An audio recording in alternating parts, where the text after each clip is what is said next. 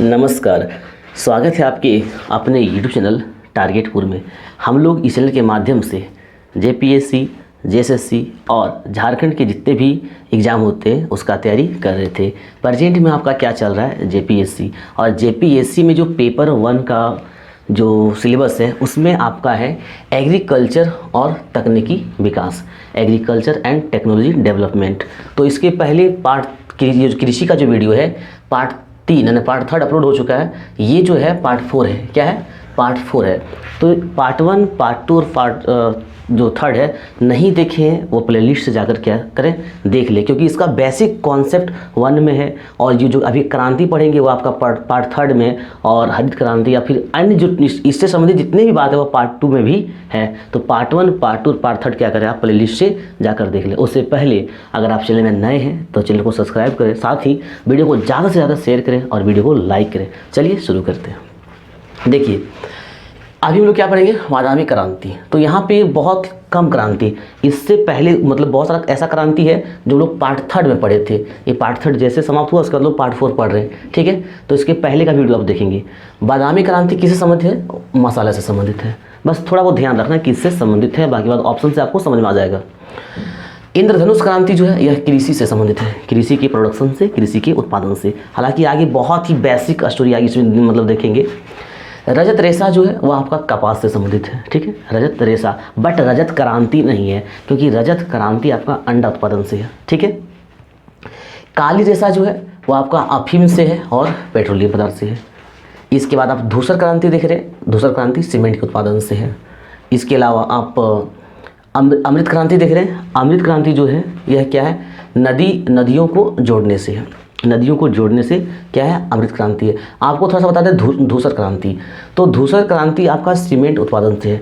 तो सीमेंट का बहुत हेवी क्वेश्चन साइंस में बनता है, ठीक है। तो हमारा जो साइंस का सेक्टर जब वीडियो अपलोड होगा तो वहाँ पे बहुत कॉन्सेप्ट बेस के साथ आप देखेंगे। सीमेंट में लाइम, सिलिका और एलुमिना, ठीक है।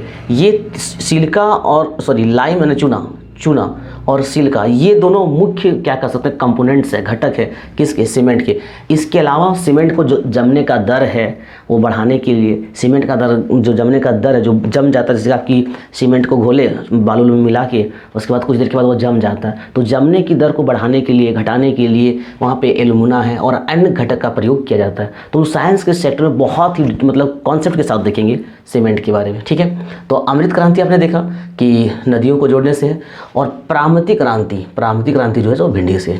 तो इस प्रकार जो क्रांति बचा था, जो लोग पार्ट 3 में छोड़ दिए थे, उसको यहाँ पर देखे। अब देखते हैं कृषि से संबंधित कौन सा कल्चर कृषि से संबंधित है। बस यहाँ पे आपको सिर्फ ये आपको ध्यान रखना होगा, यहाँ पे कॉन्सेप्ट की जरूरत नहीं है।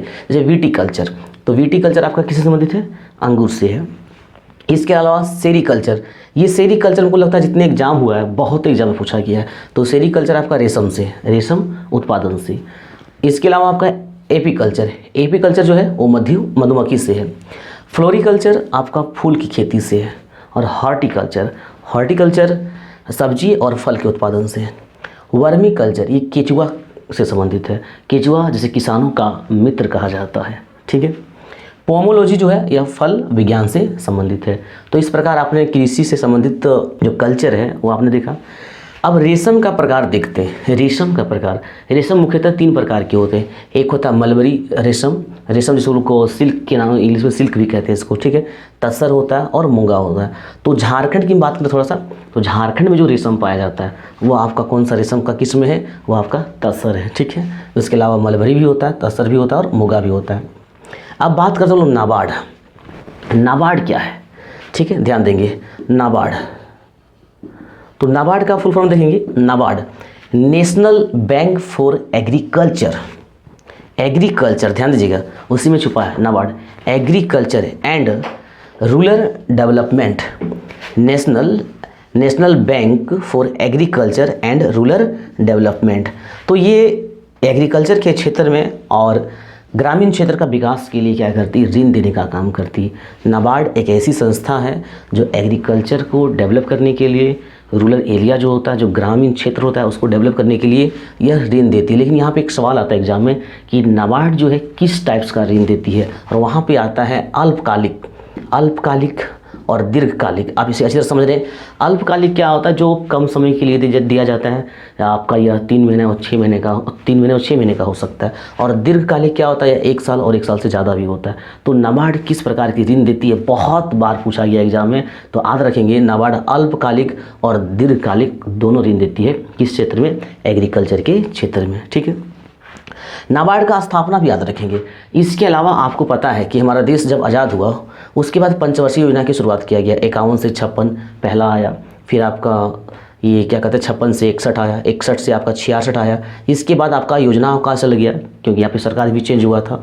तो जो पंचवर्षीय योजना आया, तो पंचवर्षीय योजना में क्या करती थी सरकार, एक 5 साल की योजना बनाती थी। और इस योजना के माध्यम से कहा भी गया है कि आप जैसे जेपीएससी का एग्जाम में बैठेंगे तो आपका एक रणनीति होना चाहिए। अगर आपका एक रणनीति नहीं है, क्योंकि बहुत सारा टॉपिक्स है, उसको पढ़ना है, रिवीजन करना है, टेस्ट लगाना है, ठीक है, तो जब तक आप एक रणनीति नहीं अपनाते हैं, जैसे कि कौन शादी विवाह बहुत सारा पार्टियाँ, उसको छोड़ना पड़ता है, तो जब तक आप एक रणनीति नहीं बनाएंगे तब तक आप क्या कर सकते हैं, you can't get success in JPSC and other areas. कहीं भी आप सफल नहीं हो सकते जब तक आप एक रणनीति नहीं बनाते। तो उसी प्रकार से क्या पंचवर्षीय योजना क्या था, एक योजना बनाया गया ताकि उसके माध्यम से सरकार विकास का काम कर सके। तो कृषि के क्षेत्र में विकास कैसे होगा, जब कृषि के क्षेत्र में जब किसानों के पास पैसा होगा, पूंजी होगा, और किसानों के पास उतना पैसा होता नहीं है, तो नाबार्ड का स्थापना किया गया ताकि उसे ऋण मिले।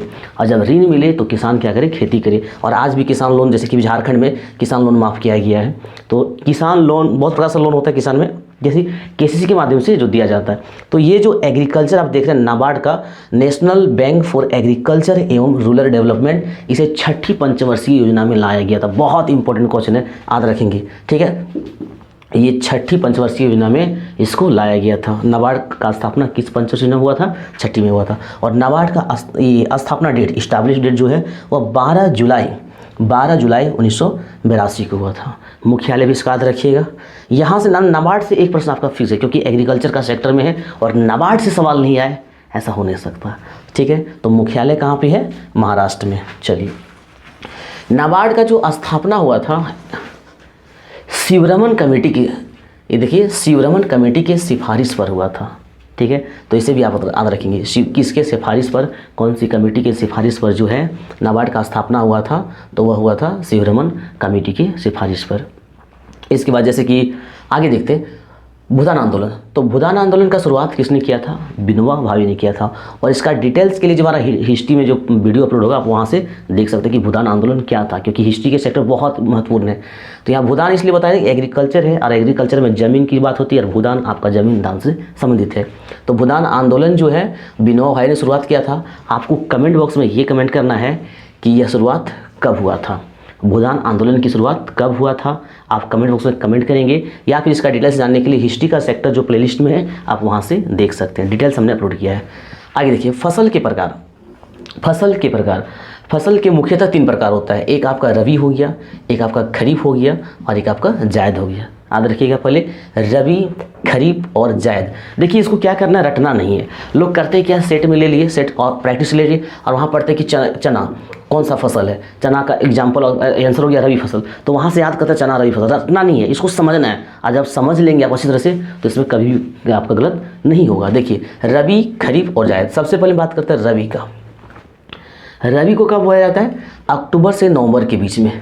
आप इसे याद रख सकते हैं, दुर्गा पूजा, दिवाली, छठ, हिंदुओं का मतलब त्योहारों का दिन कह सकते हैं, दुर्गा पूजा, दिवाली और छठ। तो जो फसल दुर्गा पूजा, दिवाली, छठ के समय में रोपा जाता है, अब उस समय लगे, उस समय गेहूँ लगता है, तो गेहूँ क्या होगा, रबी फसल होगा। उस समय चना लगता है, तो चना क्या होगा, रबी फसल होगा। अब गेहूँ के साथ सरसों लगता है, तो सरसों क्या होगा, रबी फसल होगा। ठीक है, तो रबी फसल किसे कहेंगे, जो अक्टूबर नवंबर में बोया जाता है, अर्थात दुर्गा पूजा के समय बोया जाता है, और मार्च अप्रैल में काट लिया जाता है। अब बात करते हैं खरीफ फसल का।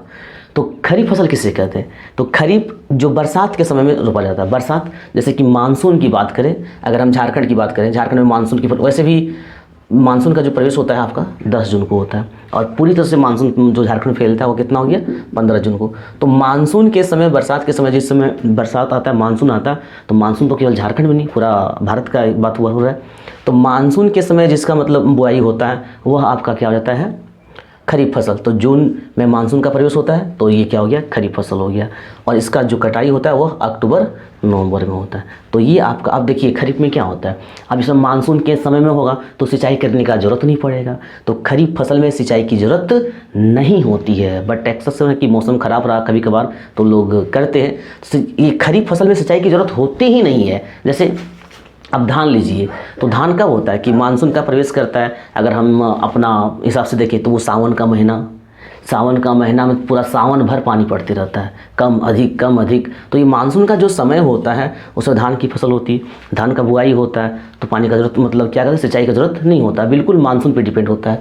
इसके अलावा उसमें होता है रागी का खेती। रागी जानते होंगे, बहुत ही प्रसिद्ध मतलब चीज़ रागी क्या होता है, वैसे रागी को मड़ुआ कहा जाता है, ठीक है। तो मड़ुआ जो होता है खरीफ के समय में होता है। इसमें आप मकई ले सकते हैं, मकई मेज, तो मकई क्या होता है, बरसात में होता है, उसमें भी सिंचाई करने की आवश्यकता नहीं होती है। तो जो बरसात में होता है जिसमें सिंचाई करने की आवश्यकता नहीं होती है उसे हम लोग क्या कहेंगे, खरीफ फसल कहेंगे। और रबी फसल जो हम लोग ठंडा के समय कर सकते हैं, शीत ऋतु में ठंडा के समय क्या करते हैं, या तो फिर दुर्गा पूजा दिवाली के समय जिसका बुआई होता है वो आपका क्या हो गया, रबी फसल हो गया। तो आप ये कॉन्सेप्ट याद रखेंगे, ठीक है, कॉन्सेप्ट याद रखेंगे तो एग्जाम्पल स्वतः आप छाट के मार सकते हैं, आसानी से मार सकते हैं। अब बात करते हैं जायद फसल का। ये जायद क्या होता है, देखिए ये रबी और खरीफ दोनों के बीच में, रबी और खरीफ दोनों के जो बीच में फसल होता है, या तो इससे अलावा आप याद रख सकते हैं जो गर्मी का सीजन होता है, जो समर वेकेशन होता है, लू का मौसम होता है, ठीक है, लोग घर से बाहर भी नहीं निकल पाते, इतना धूप होता है, जमी भी इतना गर्म होता है कि खाली पाँव लोग चल भी नहीं पाते। और उस मौसम में, गर्मी में जब पानी का किल्लत होता है वहाँ पर सिंचाई करके कृषि करना, वो वैसे मतलब वो कौन सा फसल कहलाता है आपका, जायद कहलाता है। जैसे क्या, आप ककड़ी लेंगे, तरबूज लेंगे, खरबूज लेंगे, तो ये ककड़ी, तरबूज, खरबूज क्या है, आपका जायद फसल है, ठीक है। इसके अलावा हरी सब्जियां भी उसमें होता है। तो आपने रबी फसल, खरीफ फसल और जायद फसल को समझा। अब एग्जाम्पल पे यहाँ पे देख सकते हैं, गेहूँ, ये रबी का एग्जाम्पल है, ठीक है, रबी का गेहूँ, जौ, मटर, चना, सरसों आपको बता चुके हैं। अब खरीफ का लेंगे तो चावल, मक्का, ज्वार, बाजरा, मूंग, उड़द, कपास, जूट, मूंगफली, सोयाबीन। हालांकि मेरा एक और वीडियो आएगा जिसमें से इसका डिटेल्स देखेंगे कि किसका खेती सर्वाधिक किस राज्य में होता है। थोड़ा बहुत यहाँ पे बताएंगे आपको हम। सर्वाधिक चावल, देखिए सर्वाधिक चावल की खेती कहाँ पे होता है, तो सर्वाधिक चावल का जो खेती होता है वह पश्चिम बंगाल में होता है पूरा भारत में, ठीक है। प्रेजेंट टाइम में 28 राज्य हैं, उनमें से सर्वाधिक चावल की खेती जो होता है कहाँ पे होता है, पश्चिम बंगाल में होता है। और आपको बताते हैं कृष्णा गोदावरी का जो क्षेत्र है, याद रखिएगा चावल का क्षेत्र कहा जाता है, ठीक है, समझेंगे इसको, बहुत बार एग्जाम में पूछा गया है। कृष्णा गोदावरी का क्षेत्र जो है किस फसल के लिए फेमस है, तो कृष्णा गोदावरी का जो क्षेत्र है वह चावल के फसल के लिए प्रसिद्ध है। आई भी याद रखेंगे कृष्णा गोदावरी का। और चावल का सर्वाधिक खेती कहाँ पे होता है, पश्चिम बंगाल में होता है। तो चावल आपने देखा। अब हम बात करते हैं गेहूं का। गेहूं जो कि भारत में खाद्यान्न फसल में दूसरा नंबर में आता है। लोग सर्वाधिक प्रयोग चावल करते हैं, चावल के बाद गेहूं का दूसरा स्थान है। लेकिन आपको बताते हैं भारत की बात करें तो भारत में सर्वाधिक खाद्यान्न फसल का उत्पादन चावल का होता है और दूसरा नंबर में आपका क्या आता है, गेहूं का आता है। लेकिन अगर हम विश्व की बात करें, पूरा विश्व की, तो विश्व में पहला स्थान जो खाद्यान्न फसल का है वो आपका गेहूँ का है, ये ध्यान रखिएगा। अब गेहूँ का सर्वाधिक उत्पादन कहाँ होता है, तो देखिएगा कहीं पर होता है क्या, अगर प्रैक्टिस सेट करते तो लोग कन्फ्यूज हो जाते हैं, एक यूपी को लेकर और एक पंजाब को लेकर, दोनों में क्या कॉन्सेप्ट है वो समझिएगा। पंजाब का क्षेत्रफल ज़्यादा है, सॉरी यूपी का क्षेत्रफल क्या है, ज़्यादा, बहुत बड़ा यूपी है, और उसके तुलना में पंजाब बहुत छोटा, क्या बहुत छोटा है। अब पंजाब में जैसे कि 1 हेक्टेयर ज़मीन है, ठीक है, पंजाब में 1 हेक्टेयर ज़मीन है, तो 1 हेक्टेयर में आपका मान लीजिए कि 10 क्विंटल, ठीक है, 10 क्विंटल गेहूँ होता है 1 हेक्टेयर में। और यूपी में क्या है कि 1 हेक्टेयर में होता है 6 क्विंटल, क्या होता है 6 क्विंटल। लेकिन पंजाब में अब क्या हुआ, 1 हेक्टेयर में 10 क्विंटल हो रहा है, यूपी में 1 हेक्टेयर में कितना क्विंटल हो रहा है, 6 क्विंटल हो रहा है। तो यूपी में भले 1 हेक्टेयर में कम हो रहा है, बट यूपी बहुत बड़ा है, ठीक है, बहुत बड़ा क्षेत्रफल की दृष्टि से यूपी बहुत बड़ा पंजाब की तुलना में। तो यूपी में गेहूं का खेती क्या होता है, सर्वाधिक होता है। लेकिन यही बोला जाए कि प्रति हेक्टेयर सर्वाधिक खेती कहाँ पर होता है, गेहूं का उत्पादन कहाँ होता है, तो वह आपका कहाँ पर होता है, पंजाब में होता है। तो आप प्रश्न के अनुसार क्या करेंगे, सॉल्व करेंगे। वैसे सर्वाधिक, अब ये कंठस्थ रखेंगे, सर्वाधिक गेहूं का जो उत्पादन होता है वह यूपी में होता है। चलिए अब विश्व की हम बात करते हैं। तो गेहूं में विश्व में पहला स्थान कौन है, चीन है। गेहूं में नहीं, चावल में भी पहला स्थान चीन है, और भारत जो है दूसरा स्थान है, चावल में भी दूसरा स्थान है, और गेहूं में भी विश्व में दूसरा स्थान रखता है। मक्का जो है, मक्का का जो खेती होता है सर्वाधिक वो होता है महाराष्ट्र में। आपको मक्का के बारे में मतलब महाराष्ट्र जो होता है, महाराष्ट्र में काली मिट्टी बहुत ज़्यादा पाया जाता है, और काली मिट्टी फेमस किसके लिए? कपास के लिए, ठीक है। काली मिट्टी जो है कपास के लिए फेमस है, और ये कपास की खेती महाराष्ट्र के जो कृषक हैं, किसान जो है, वो कपास के तुलना में मक्का की खेती सर्वाधिक करते हैं। और इसके अलावा वहाँ पे जो महाराष्ट्र में क्या कहते हैं, गन्ना, जो सिंचित कृषि में आता है, जो 12 महीना समय लगता है, तो गन्ना का भी खेती सर्वाधिक नहीं कहेंगे, सर्वाधिक यूपी में, ठीक है। गन्ना का सर्वाधिक, याद रखेंगे, गन्ना का सर्वाधिक खेती कहाँ पर होता है? यूपी में होता है, ठीक है। अब हम यहाँ पे महाराष्ट्र की तुलना करते हैं। महाराष्ट्र में कपास की खेती होता है, गन्ना का भी खेती होता है, मक्का का भी खेती होता है, लेकिन यहाँ पे सर्वाधिक जो महाराष्ट्र में जितना प्रकार का खेती होता है ना, उनमें से सर्वाधिक, नॉट ऑल स्टेट ऑफ और इंडिया, केवल हम महाराष्ट्र की बात कर रहे हैं, ठीक है। तो महाराष्ट्र में गन्ना का प्राथमिकता ज़्यादा दिया जाता है और ज़्यादा खेती किया जाता है। आखिर क्यों? कपास को छोड़ थोड़ा सा इग्नोर किया जाता है। दरअसल इसमें क्या होता है, इसमें फ़ायदा जो होता है, जो किसानों का जो आय होता है, कपास की तुलना में ज़्यादा होता है, ठीक है।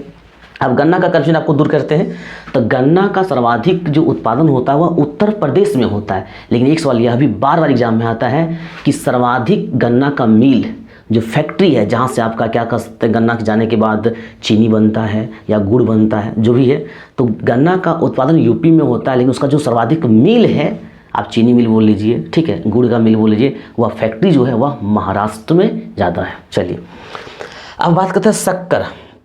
वही बता रहे थे, भारत का शक्कर का प्याला किसे कहते हैं? शक्कर का प्याला यूपी। जब सर्वाधिक खेती जब गन्ना का हो रहा है तो प्याला भी उसे कहेंगे। एक क्वेश्चन और भी आता है विश्व में, बॉल ऑफ शुगर, ठीक है, बॉल ऑफ शुगर, चीनी का कटोरा। तो चीनी का कटोरा किसे कहा जाता है?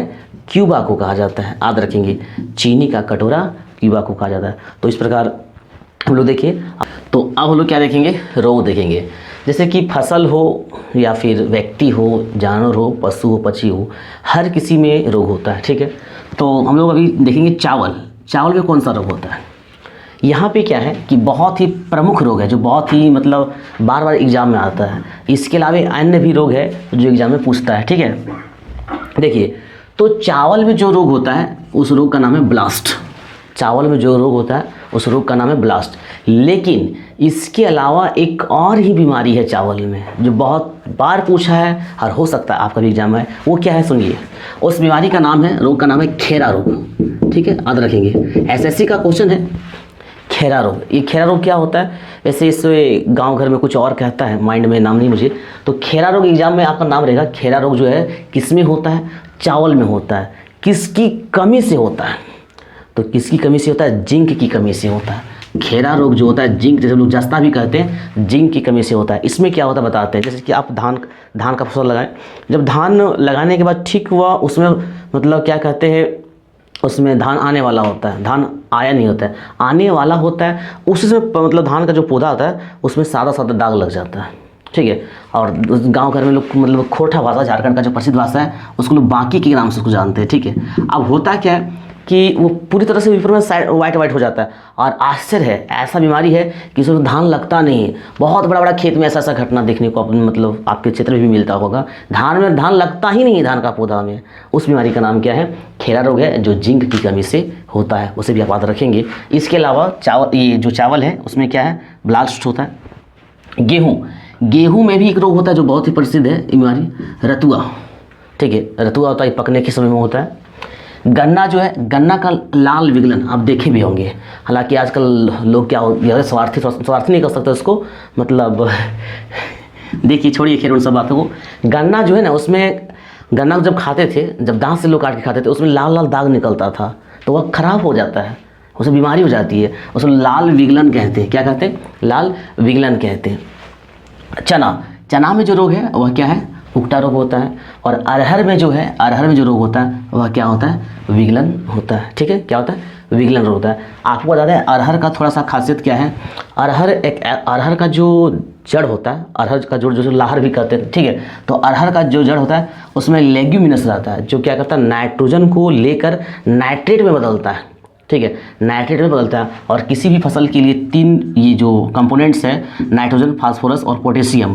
तो नाइट्रोजन मुख्य रूप से उसका क्या है, एक हम लोग कह सकते हैं अवयव है, ठीक है।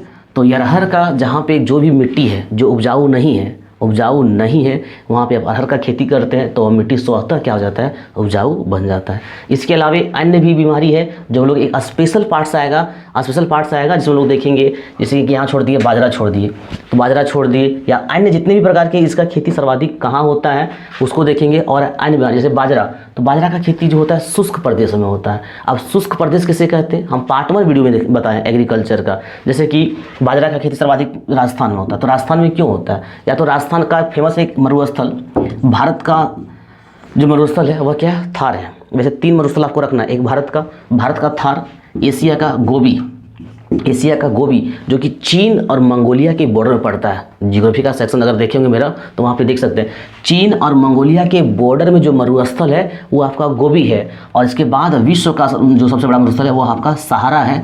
सहारा जो अफ्रीका महादेश में पड़ता है, और अफ्रीका महादेश में पड़ता है वो है मारितानिया, अल्जीरिया, ट्यूनीशिया, 5 देश पड़ता है। सहारा देखिएगा, थोड़ा सा आपको हम समझाना चाहते देखिएगा, ठीक है। कॉन्सेप्ट बेस के साथ स्टडी होना चाहिए, कॉन्सेप्ट बेस के साथ। ये आपका वर्ल्ड मैप है, ठीक है, क्या है, वर्ल्ड मैप है, समझिएगा, सिर्फ कॉन्सेप्ट समझिएगा।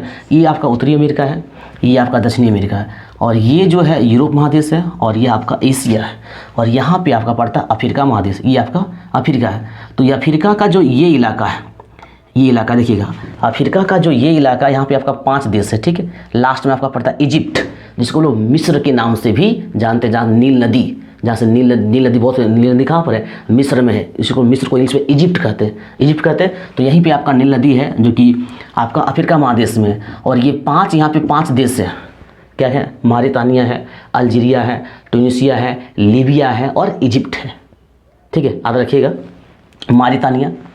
मारितानिया, फिर आपका अल्जीरिया है, फिर आपका ट्यूनीशिया है, फिर आपका लीबिया है, और लीबिया के बाद इजिप्ट है। और 5 देशों में क्या हुआ है, सहारा मरुस्थल फैला है। तो विश्व का सर्वाधिक बड़ा मरुस्थल है वो कौन है, सहारा है। हालांकि इसका डिटेल्स जियोग्राफी का सेक्शन में बहुत ही बारीकी से आपको बताया जाएगा।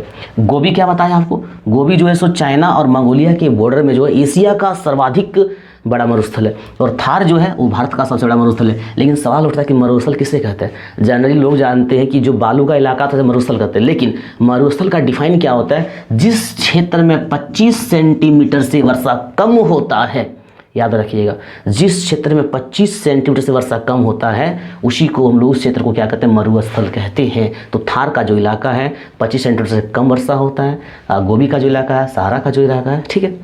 तो इस प्रकार से अपने विमान जो आएगा, जो कुछ भी छूटा है पार्ट 5 में देखेंगे वो लोग। इसके अलावा आप देखेंगे ये जो मक्का है, मक्का में भी एक रोग होता है, वह आपका है वाइट बर्ड। तो ये आपका था रोग था। इसके अलावा क्या आता है, अनुसंधान आता है, चाहे आपका कृषि से हो चाहे अन्य चीज़ से हो। तो हम लोग फिलहाल एग्रीकल्चर से देखेंगे। तो भारतीय दलहन अनुसंधान केंद्र, तो दलहन अनुसंधान केंद्र जो है वो आपका कहाँ पे, कानपुर में। इसे आप कह सकते हैं कि एकदम कंठस्थ कर लीजिएगा। ये जो केंद्र है ना, ये बहुत कन्फ्यूजन करता है जो आप एक बार पढ़ेंगे तो, लेकिन ये कंठस्थ कीजिएगा, बहुत ही सेलेक्टेड आपको बता रहे हैं, ठीक है। भारतीय दलहन, तो दलहन का कहाँ पे है, कानपुर में है, ठीक है। और कीट प्रबंधन का जो केंद्र है वह आपका दिल्ली में है। इसके बाद अंतर्राष्ट्रीय चावल, देखिए यहाँ पे चावल का केंद्र में आप कन्फ्यूजन कर सकते हैं। अंतर्राष्ट्रीय चावल अनुसंधान केंद्र मनीला में, जो फिलीपींस की राजधानी है, ठीक है।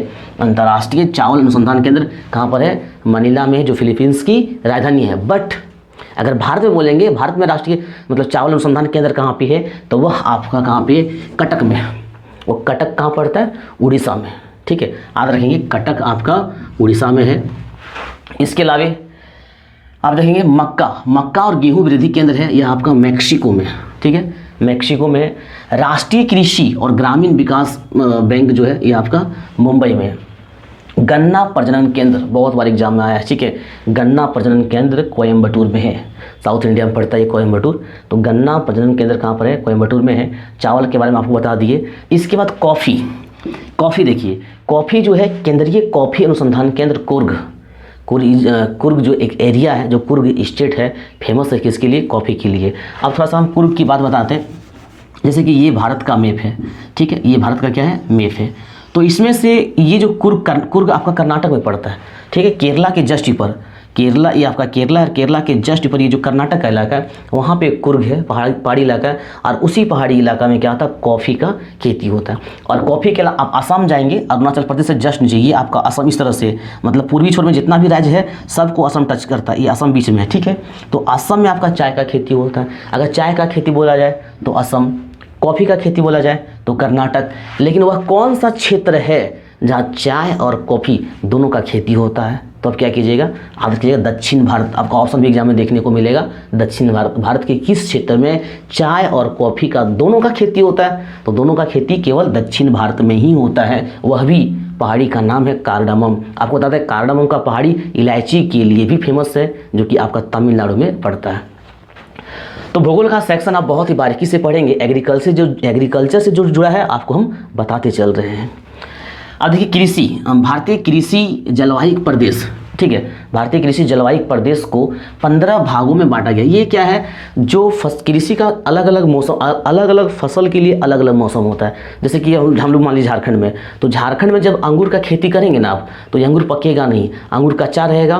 पका मतलब क्या, हम लोग जो खाते तो उसका रस जैसा लगता है, खट्टा मीठा अलग चीज़ है, लेकिन जो रस जैसा लगता है वो पका हुआ है, अंगूर पका हुआ है। अब झारखंड में जब अंगूर का खेती होगा तो बहुत टाइट रहेगा, पकेगा नहीं। क्यों?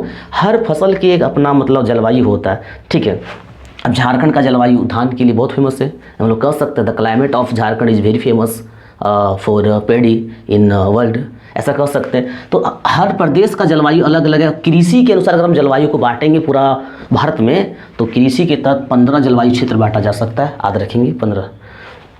इसमें से 15 में से 3 जलवायु क्षेत्र आपका झारखंड में मिलता है, कृषि के लिए 3 जलवायु क्षेत्र। तो ये था आपका एग्रीकल्चर से, जो बहुत ही बारीकी से आपने पढ़ा। इसके अलावा क्या है, प्रमुख योजना, बट यहाँ वही योजना की चर्चा करेंगे जो एग्रीकल्चर एंड टेक्नोलॉजी डेवलपमेंट से जुड़ा होगा। तो सबसे पहले किसान मानधन योजना की बात करेंगे। किसान मानधन योजना, ये मानधन योजना क्या था कि जब कोई भी किसान का 60 साल हो जाता है, ठीक है, 60 साल हो जाता है, तो 60 साल होने के बाद तो 3,000 रुपया क्या होगा, प्रति माह पैसा मिलेगा, 3,000। वैसे तो पेंशन आपको पता है कि 1,000 रुपया मिलता है, बट अगर आप किसान मानधन योजना के तहत शामिल होते हैं तो आपको 3,000 रुपया प्रति माह मिलेगा, प्रति माह, लेकिन 60 साल के बाद। लेकिन इसका एक रूल है। रूल क्या है, देखिए, 18 से जो 40 साल के किसान है वही इसके लिए मतलब अवेलेबल है, और इनके लिए कुछ प्रीमियम भी देना पड़ता है। जैसे कि आपका 55 रुपया था, इसका स्टार्टिंग जो है, स्टार्टिंग प्रीमियम कितना है, 55 रुपया है। तो अगर आप 55 रुपया जमा करते हैं तो 60 साल के बाद आपको कितना मिलेगा, 3,000 मिलेगा। लेकिन जब ये योजना चला था, कब चला था, 1 जून 2019 को, उस समय इसका एक शर्त था कि इस योजना में वही किसान शामिल होंगे जिनके पास 2 हेक्टेयर का ज़मीन है, जिनके पास 2 हेक्टेयर का ज़मीन है। बट यह सिचुएशन जो था, जो कंडीशन लागू था 2 हेक्टेयर का, उसे अब हटा दिया गया है, क्योंकि आपको चकबंदी और हदबंदी के बारे में पढ़ा है। तो पार्ट 2 का जो एग्रीकल्चर का वीडियो उसको जरूर देखिएगा, तो आपको वहाँ चकबंदी समझ में आएगा, और उसी को ध्यान में रखते हुए सरकार ने क्या किया था, इसको हटा दिया गया है, ठीक है। और इसमें जो पैसा मिलेगा आपको 3,000, वह डीबीटी के माध्यम से मिलेगा, डायरेक्ट बेनिफिट ट्रांसफ़र के माध्यम से मिलेगा। इसके बाद आपका आता है प्रधानमंत्री फसल बीमा योजना। प्रधानमंत्री फसल बीमा योजना, देखिए ये योजना क्या होता है, यह योजना 2016 में था।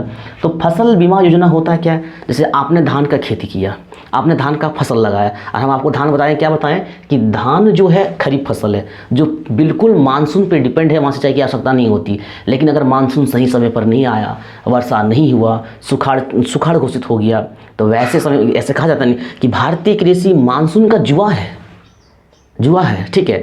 तो अगर सही से वर्षा नहीं होता है तो क्या होता है, धान पकने के समय में, मतलब धान आने के समय वो सूखा रहता है, सूखा हो जाता है तो फिर फसल नहीं हो पाता। तो वैसे सिचुएशन में सरकार क्या करती है, उससे पहले जब बुआई होता है उसी समय बीमा करवाती है। बीमा के तौर पर क्या होता है, आपसे प्रीमियम लिया जाता है। रबी फसल के अलग प्रीमियम, मतलब आप 200 400 कुछ प्रीमियम के तौर पर, जैसे मान लीजिए कि सपोज ये मतलब कंफर्म नहीं है, ठीक है, डाटा जब प्रीमियम होता है तब देखना पड़ेगा। रबी के लिए 500 और खरीफ के लिए 250, इस तरह से कुछ प्रीमियम रख दिया और आप बीमा करवा लेते हैं। अब बीमा करवाने से क्या होता है कि जब फसल मर गया, फसल होने से पहले मर गया, तो वहाँ पे आपको पैसा 10,000 15,000 इस प्रकार से आपको पैसा मिलता है। इसी को लोग कहते हैं प्रधानमंत्री फसल बीमा योजना। करंट का एक क्वेश्चन है, हाल ही में एक ऐसा राज्य है, आप बताएंगे कमेंट बॉक्स में, हाल ही में एक ऐसा राज्य है जिस सरकार ने क्या किया, बीमा योजना का जो प्रीमियम था वो ख़त्म कर दिया। अब बीमा जो करेगी, बीमा जो सरकार ही करेगी, आपको जो पैसा देना पड़ता था 200 या 400 500 जो प्रीमियम के लिए, वह नहीं देना होगा। हालांकि इसके अलावा अन्य योजना है जो हम लोग नेक्स्ट पार्ट में देखेंगे, और जो कुछ भी छूट रहा है एग्रीकल्चर से हम लोग पार्ट 5 में देखेंगे। आज के लिए बस इतना ही। यह वीडियो आप लोगों को कैसा लगा कमेंट बॉक्स में कमेंट जरूर कीजिएगा, साथ ही वीडियो को ज़्यादा से ज़्यादा शेयर कीजिएगा। मिलते हैं नेक्स्ट वीडियो में, तब तक के लिए धन्यवाद।